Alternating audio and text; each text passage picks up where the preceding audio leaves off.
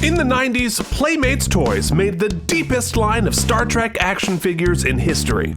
My name's Keith, and I'm a collector working towards owning all 284. I've been a Trek fan for almost 35 years, and most people are sick of me talking about it. But somehow I've convinced my old friend Mike to review them with me on Look at My Star Trek Toys! What's up? Whoosh! Everybody, welcome back to Look at My Star Trek Toys, a little show where I show Mike Star Trek toys, and today we don't have a regular episode. No? Today I'm going to tell you a story of a figure that we almost got, but then didn't, and we thought it was going to be lost to antiquity, but perhaps a hero will rise out of the ashes and give us a chance to get our hands on said figure. It's quite the tale, and it involves some history, some speculation, and then a call to action for everybody here on the show. Are you excited, Mike? Yeah, you're going to do this in 20 minutes? I sure am. Okay. I believe I'm going to do it. But so first off, chapter 1. All right. We're going to talk a little bit about the history of a certain line of action figures. And this was Playmates 1996 First Contact 6-inch scale figures, of which we got a bunch. And we have reviewed all of these figures that Playmates released on our videos. I'll put a link to it somewhere, probably in the comments below, so you can see us review every single one of these figures that Playmates put out. And so you can cycle through them and we can see all that they did. Now, of course, these were the 6-inch scale, not the 4.5-inch scale of the usual line. And so while I think they're fantastic figures, they were not exactly super popular because they didn't fit on the shelf. And Playmates did a couple more lines of figures in this scale with some of the we have Cisco in the chair, and we've got the now I will say Hadar that a lot of times bongos. the 6-inch get a better sculpt because you have more real Sure. estate to work with. You know, this Of morph course. looks awesome. Oh, it's fantastic. And then we had like some pew pew ones where we had like, Riker with an assault rifle for some reason. Anyway, but Varner Studios did these figures as well, just like they did the 4.5-inch scales.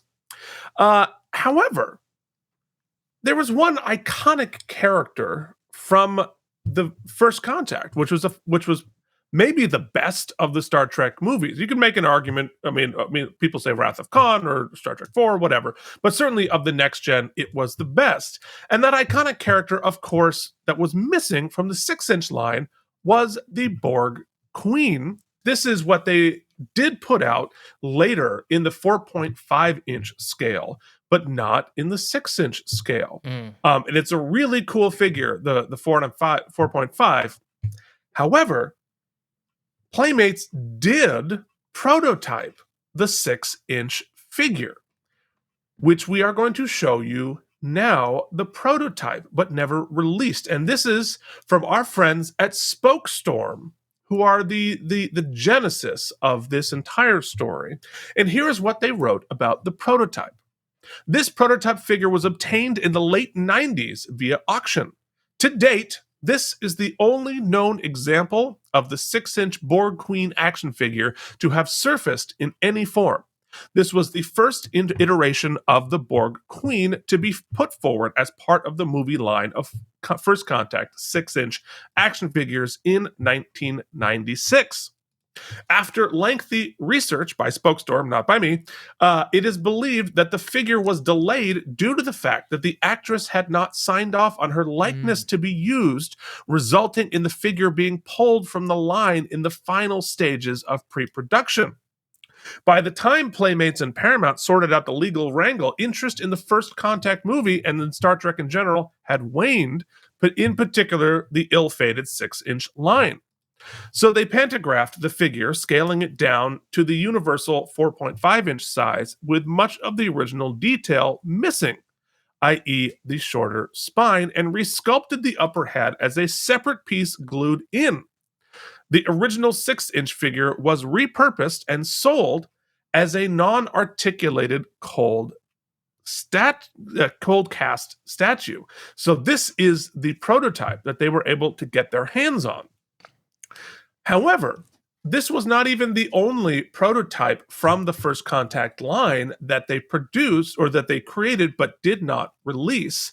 And so if you keep going, we can see what else they had. They had a 6-inch battle damage Data action figure and a modified Data were also planned in addition to a 6-inch Locutus. Neither versions of Data made it to production as 6-inch action figures, although the modified Data was repurposed and as a solid cold cast statue to be sold awesome. With yet another cold cast statue of the Borg Queen, this time as a 2-piece set. Locutus was also repurposed and released as a solid cold cast statue. So you can see here, they did 2 unreleased versions of Data. The one that you showed where he was like, most of his body was cut off, and then sort of a Terminator size with his face a little bit like that. Really cool looking figures that I'm really bummed that that box too is rad. Yeah, well, that is the Borg figure that they did release. I think these are the statue versions. None of these were ever released by Playmates. Right. It remains a mystery, Spokestorm continues, as to why Playmates did not release these characters as 6-inch action figures instead of limited edition statues, or both 6 and 4.5-inch action figures to help collectors complete their collection. And so you can see here in an early release of what they were going to sell, prototypes, including the half-skinned Data, that never got released. We can also see some differences there in the spacesuit. Definitely had more paint to it. So these are the prototypes, not the ones that we got. Including you can also see that Worf is missing his sash, and so they definitely improved on that. But and Geordi has a different facial sculpt. Yeah, the Picard doesn't look great. Yeah, and it was also they replaced the Borg Queen with a Lily figure that is not pictured here. So as we continue the story of this ill-fated 6-inch Borg Queen, what they did with these unreleased figures, as we mentioned, is they released them as statues, not as figures. So if you keep going, we can see the prototype of the Borg Queen statue that they cold cast as opposed to with no articulation, but they used the original sculpts to create these statues. In 1996, 7, and 8, they released a lot of these figures. Some of them scaled up to 12 inches. But they were very, I think they say explicitly, these are not action figures, because I think it had some sort of a licensing thing going on with that. But this is the Varner Studios sculpt that we can see here. And then we also see some pictures of the finished one. If you keep going, I mean, it's a beautiful sculpt. It's so cool. The Borg Queen, like, cool as heck. But one of the things about both figures, the 4.5 and what was going to be the 6, is that the head was removable.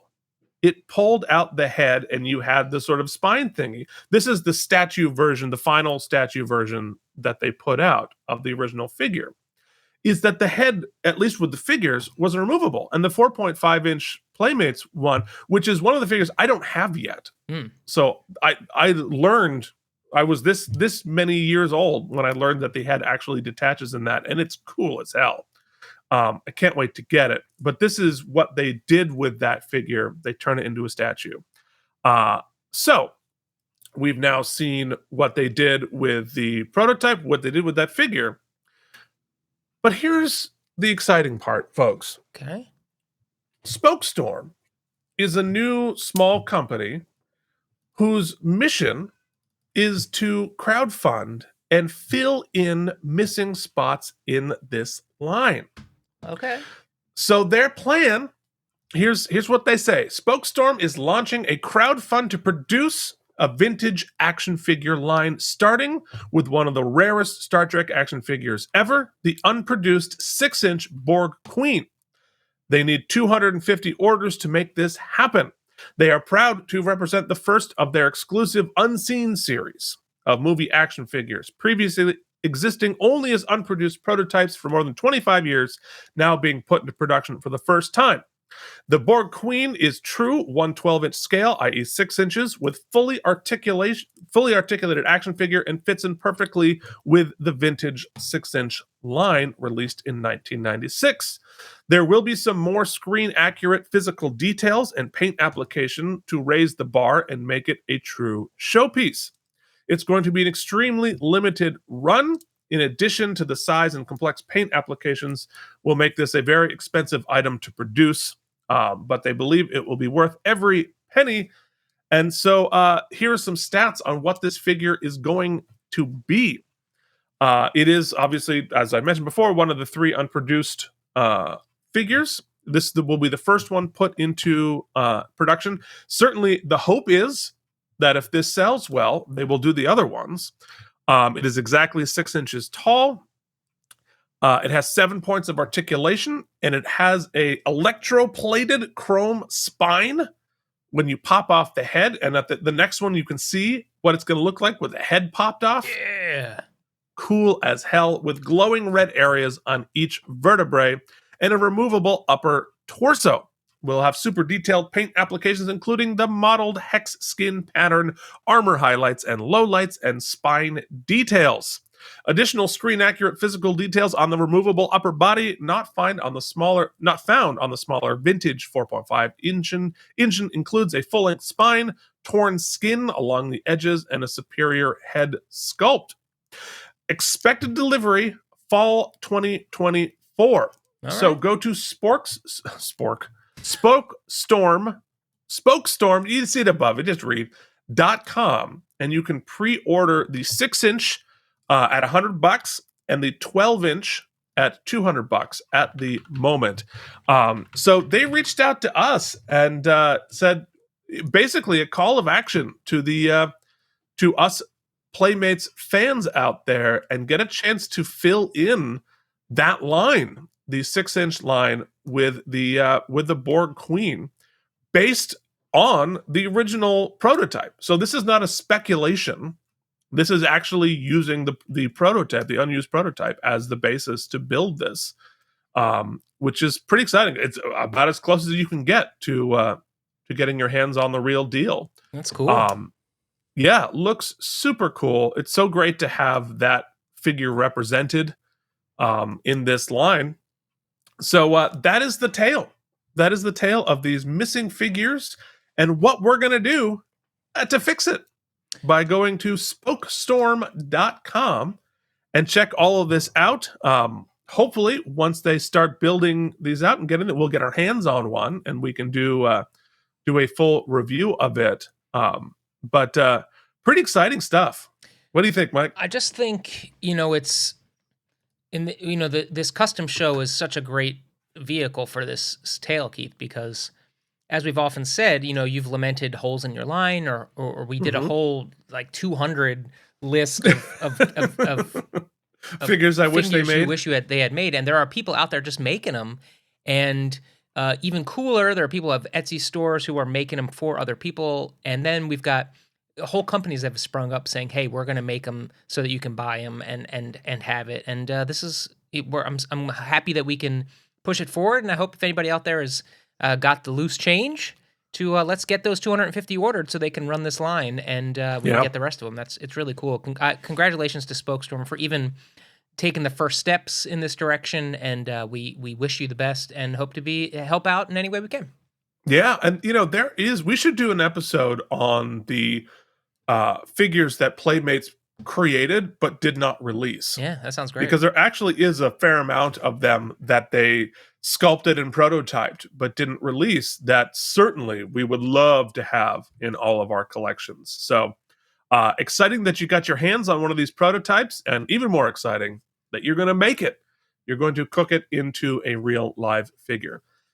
So that is the tale. Thank you so much for watching. We will be back here next week with another episode, another fun customs episode. Got some really, really cool, exciting, maybe some Gorn action. I don't know. We'll see. Next week we're going to look at stuff. Next week is Deep Space Nine. Yeah. After that will be Gorn. We shoot these things out of order. I don't even know what's happening. Illusion, Keith. Come on, immersion. All right. You can support us by joining our Patreon at patreon.com/K&M. Spell out that and. Get a whole bunch of fun, exciting stuff. All of our content is available at the $1 level, but you are more than welcome to give us more money. But we want to give everybody access to the fun stuff, including Mike watching Deep Space Nine live with you, the patrons, with a live chat. So you can, and as he watches it for the very first time, you can do that with him, as well as bonus episodes, AMAs, and all of other nonsense. Patreon.com/K&M. Link is in the description below. We will see you back here next week with some sort of amazing episode of Look at My Star Trek Toys!